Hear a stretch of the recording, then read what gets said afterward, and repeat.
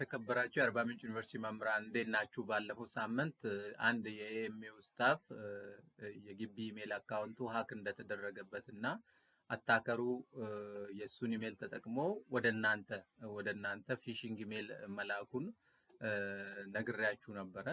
ስለዚህ ለዛ ኢሜልም ምንም አይነት ሪስፖንስ እንዳትሰጡ፣ ሪፕላይ እንዳታረጉበት። ይሄ ፊሽንግ ኢሜል ነው፣ ይሄ አታላይ ኢሜል ሀከሩ ዩዘር ኔማችሁና ፓስወርዳችሁን ለመስረቅ ነው የላከው ብዬ ነግሬያችሁ ነበረ። ስለዚህ ያ ኢሜል ፊሽንግ ይሁን አይሁን በምንድን ነው መለየት የምንችለው የሚለውን ነገር በዚህ ቪዲዮ አጭር ዳሰሳ አደርግላችኋለሁ። ቪዲዮውን እስከ መጨረሻ ድረስ ተከታተሉ። ከወደዳችሁ ለጓደኞቻችሁ ተደራሽ አድርጉና ራሳችሁን ከተለያዩ ሳይበር ጥቃቶች እንድትከላከሉ ላለው አመሰግናለሁ። እንግዲህ በቀደም ዕለት ወደ እናንተ ኢሜል የተላከው ፊሽንግ ኢሜል ይሄኛው ነው። አታከሩ ምንድነው ያደረገው? አንዱን የኤምኤው ስታፍ ኢሜል አካውንቱን ኮምፕሮማይዝ አደረገ። ኢሜል አካውንቱን ሀክ ካደረገበት በኋላ ወደ ሌሎች ስታፎች ይሄንኑ ፊሽንግ ኢሜል ላከ ማለት ነው። አሁን ይሄ ሊንክ አሁን ስታፎቹ ክሊክ አድርገው የሆነ ዩዘር ኔማቸውን ፓስወርዳቸው ቢያስገቡ የሁሉንም ስታፍ ባዶ ነው የሚያደርገው ማለት ነው። እንትኑ ነው አካውንታቸውን ዩዘር ኔም እና ፓስወርዳቸው ሀክ ይሆናል ማለት ነው። ስለዚህ ምንድነው ትረስትድ ኢሜይልም ይጠቀማል ማለት ነው። እኛ በጥንቃቄ ማንይዝ ከሆነ አካውንታችንን ኢሜይላችንን በጥንቃቄ እንትን ማንል ከሆነ የትረስትድ ስታፎችን የእኛን ኤምፕሎዮችን አካውንት በመጠቀም እኛ ጋር ኢንተራክት ያደርጋል ማለት ነው። እኛ ደግሞ እሱ ጓደኛችን ነው በማለት የተለያየ ሚስጥሮቻችንን አሳልፈን ልንሰጥ እንችላለን ማለት ነው። ስለዚህ ይህንን ትረስት ቢውልድ ለማድረግ ምንድነው ያደረገው አታከሩ? አንዱ የኤምኤው ስታፍን እንትን ነው የተጠቀመው። አካውንቱን ሀክ አደረገ። መጀመሪያ የዚህኛውን አካውንት ሀክ አደረገ። ከዛ ወደ ኤምኤው ስታፍ ኢሜል ላከ። ከዛ በኋላ ትረስት እንዲያደርጉት ደግሞ የማይክሮሶፍት ሎጎን ተጠቀመ። እዚች ጋር የማይክሮሶፍት ሎጎ ያው እኛ የምንጠቀመው ኢሜልም ሎጎ ይሄኛው ስለሆነ ማለት ነው። ስለዚህ እንዴት አክት አደረገ? አካውንት ቲም ብሎ ነው ማለት ነው። የማይክሮሶፍት አካውንት ቲም እንደላኩት አድርጎ ነው የጻፈው ማለት ነው። እና this is to inform you that your email will be disabled as you have been ignoring all of our update messages ይላል። If you wish to continue using your email, please update now to continue using our service ይላል። this is final notice ይላል። ፋይናል ኖቲስ ይላል። አሁን አታከሩ የሚጠቀሙት ታክቲክ ምንድነው? ፍራስትሬሽን የመፍጠር ኢማን ኢሞሽን ላይ ነው ብዙ ጊዜ ፕሌይ የሚያደርጉት ማለት ነው። ኢማን ኢሞሽን ፍራስትሬሽን የመፍጠር ፕሬዠራይዝ ማድረግ ሃፒነስ ከኖርማል ኢሞሽናችን ትንሽ ከፍ ያለ እንትን ይጠቀማል ማለት ነው። የኢሜይሉ ቶን እንደዛ ከኢሞሽን ጋር ፕሌይ የሚያደርግ ነው ማለት ነው። ስለዚህ ይሄንን ሊንክ ላከ ማለት ነው። ይህን ሊንክ ክሊክ አድርጋችሁ ከዛ መረጃችሁን ኢሜይላችሁን አፕዴት አድርጉ ነው የሚለው።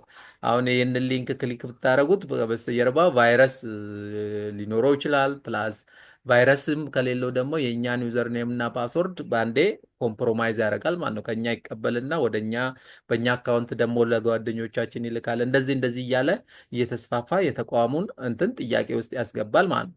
ስለዚህ አንዱ ማጣሪያ መንገዳችን ምንድን ነው? ይሄ ኢሜል የተላከው በኤምኤው ስታፍ አካውንት ነው። ይሄ የአካውንት ስለዚህ ላኪው ራሱ የአይሲቲ ቲም ነው አይደለም፣ ሌጂቲሜት ዩዘር ነው አይደለም የሚለውን ማጣራት ይጠበቅብናል። ኢሜይሉ ትክክለኛ ቢሆንም ላኪው ማን ነው? ከአይሲቲ ነው የተላከው ከየት ነው የተላከው የሚለውን በማጣራትም ማወቅ ይቻላል ማለት ነው። እና እንዳጋጣሚ ሆነው ይሄኛው ነን ቴክኒካል ስታፍ ነው፣ ነን አይሲቲ ስታፍ ነው። የሱ አካውንት ሀክ ተደርጎ ነው በዚህ የተላከው። ስለዚህ ምንም ከአይሲቲ ጋር የሚያገናኘው ነገር የለም ማለት ነው። ይሄ ኢሜል አታከሩ የተጠቀመው ኢሜል ራሱ አንዱ ኢንዲኬተሩ እሱ ነው። ሁለተኛው ኢንዲኬተር ደግሞ ይሄ ኢሞሽን መጠቀሙ ነው። ኢሞሽናል በጣም ፋይናል ኖቲስ የሆነ ዋርኒንግ እንትኑ አግሬሲቭ በሆነ እንትን ነገር ነው የተጠቀመው። ሶስተኛ ደግሞ ሊንኩ ላይ ኤችቲቲፒኤስ ብሎ አይጀምርም። ኤስ ያለችበት ማለት ኤችቲቲፒኤስ ብሎ ስላሽ ብሎ ነው መጀመሪያ ያለበት። ስለዚህ እሷም ከሌለች አንዱ የፊሽንግ ኢንዲኬተር ነው። ሶስተኛ ደግሞ ይሄኛውም አለ። ይሄ ሃይፈን የሚጠቀም ከሆነ ሉክ እዚች ጋር ሃይፈን አለች። እንደዚህ ከሆነ የፊሽንግ ኢሜል አንዱ ኢንዲኬተር ነው ማለት ነው። እና በዚህ ዙሪያም ያው የፒኤችዲ ጥናትንም አድርጌያለሁ። ማለት ፊሽንግ ዌብሳይት ዲቴክሽን ዩዚንግ አርቲፊሻል ኢንቴሊጀንስ ማለት ነው። በአርቲፊሻል ኢንቴሊጀንስ እንዴት የተለያዩ ፊሽንግ ዌብሳይት ዲቴክሽኖችን ዲቴክት እና ክላሲፋይ አድርገን ብሎክ ማድረግ እንደሚችል በዛ ዙሪያ ላይ ነው እንትን ያደረጉት። ስለዚህ ይሄኛው በኤአይም ይሁን እንደዚሁ ስትራክቸሩን የዩአርኤል ስትራክቸሩን በማየት እንዴት መለየት ይቻላል የሚለውን ነገርም ያው ኖሃው አለኝ ማለት ነው። እና ከዛ አንጻር ነው እያብራራሉላቸው ያለሁት። ስለዚህ የመጀመሪያው ሊንኩ ኤችቲቲፒኤስ ብሎ መጀመር አለበት። ሁለተኛ እቺ ሃይፈን ምናምን ካለው አንዱ ኢንዲኬተር ነው፣ የፊሽንግ ኢንዲኬተር ማለት ነው። ኖርማሉ ላይ ሞስት ኬዝስ ሃይፈን አይኖረውም ኢንቢትዊን ማለት ነው ኖርማሉ ላይ። ሌላ ደግሞ ይሄኛው ደግሞ ሉክ ሚ ነው የሚለው ይሄኛው ማለት ነው ሉክ እንደዚህ አይነት እንትን ታዋቂ አይደለም፣ ፖፑላር አይደለም እንደዚህ አይነት አድራሻ። አሁን ለምሳሌ የአርባ ምንጭ ዩኒቨርሲቲ ዌብሳይት በምንድን ነው የሚጀምረው? ኤኤምዩ ዶቲዱ ዶቲቲ ነው አይደለም የሚለው። ኢቲ የሚለው ኢትዮጵያን ነው የሚያመለክተው። ኢዲዩ ስንል ኢትዮጵያ ውስጥ አንዱ ኤዱኬሽናል ኦርጋናይዜሽን ነው የሚመለከተው። ከኤዱኬሽናል ኦርጋናይዜሽን ውስጥ ደግሞ ኤኤምዩ አንዱ ነው ማለት ነው። ሄራርኪው እንዲህ ነው። ፍሮም ጄኔራል ቱ ስፔሲፊክ ነው የሚሄደው። ካንትሪ አለ፣ ኢንስቲቱሽን አለ፣ ካንትሪ አለ፣ ኤዱኬሽናል ኢንስቲቱሽን፣ ከኤዱኬሽናል ኢንስቲቱሽን አንዱ ፓርቲኩላር ነው። ስለዚህ ኤምዩ ውስጥም ሰብ ዶሜኖች አሉ ማለት ነው። አሁን ለምሳሌ ኤስኤምአይኤስ ካለ ኤስኤምአይኤስ ዶት ኤምዩ ዶት ኢዱ ዶት ኢቲ ይላል ማለት ነው። ስለዚህ ኤስኤምአይኤሱ የኤምዩ አካል ይሆናል ማለት ኤምዩ ደግሞ የኤዱኬሽን ኢንስቲቱሽን አካል ይሆናል።